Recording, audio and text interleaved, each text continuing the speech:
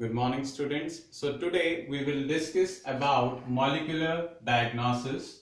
What is molecular diagnosis? It is basically a technique where we can have the analysis of defected genes. Okay. Now, molecular diagnosis provides us various important segments. First segment is recombinant DNA technology. Recombinant DNA technology is basically that technology in which the joining together of DNA molecule is there from different organism and we are inserting them into a host organism. Now this RDT technique, which is also called RDT, is used in various fields. Either I talk about agriculture, we are using this technique to get the hybrid seeds having the better quality. If I talk about medicine, we are using this technique. And if I talk about other fields also, in technological fields, we are using this recombinant DNA technology. Now, if I talk about polymerase chain reaction, I have already told you about this technique. It basically involves three major steps. First step, that is denaturation. Denaturation means where we are basically splitting the DNA segment. Suppose we are having a segment of DNA and in the process of denaturation we are heating this segment. Of DNA so that it will get split. Got it?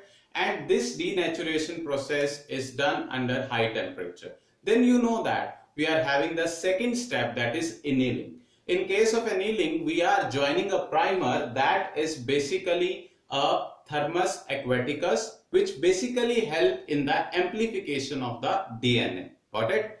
Now, through PCR, we can basically have amplification of desired genes. We can have the amplification of desired genes. Got it? And these genes are very helpful for the desired use in further processing. Got it? Now, next is enzyme-linked immunosorbent assay. This is basically a very important term which is used to have various important segments in detecting number of diseases. But now here we will talk in detail about recombinant DNA technology and applications of polymerase chain reaction. As I have told you, recombinant DNA technology is a very important technology which is used in various fields to get the desired result.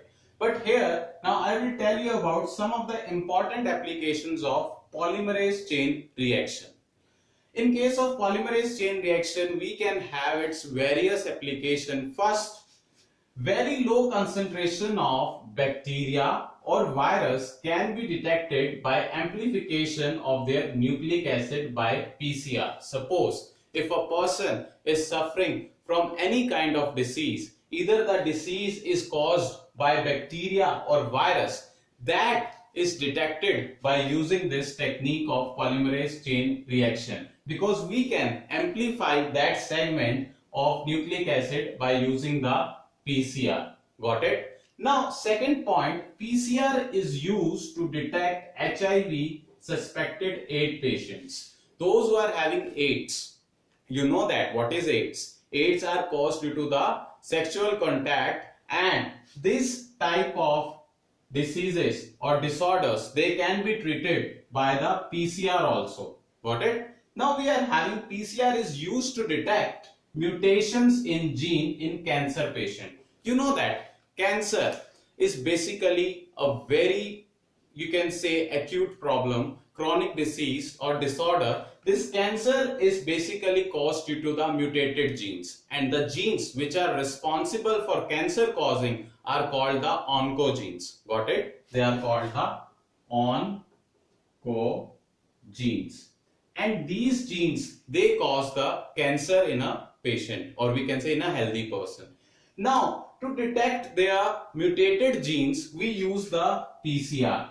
How we can use it? We can have the segment of DNA which is having the mutated gene, and that segment can be amplified by using the PCR. So this technique is very helpful in cases of molecular diagnosis, where we can detect the segment of the DNA which is having the mutated sequence, so that it should be corrected, or we can replace that sequence with a normal gene. So we have talked about the recombinant DNA technology, polymerase chain reaction, and what is autoradiography.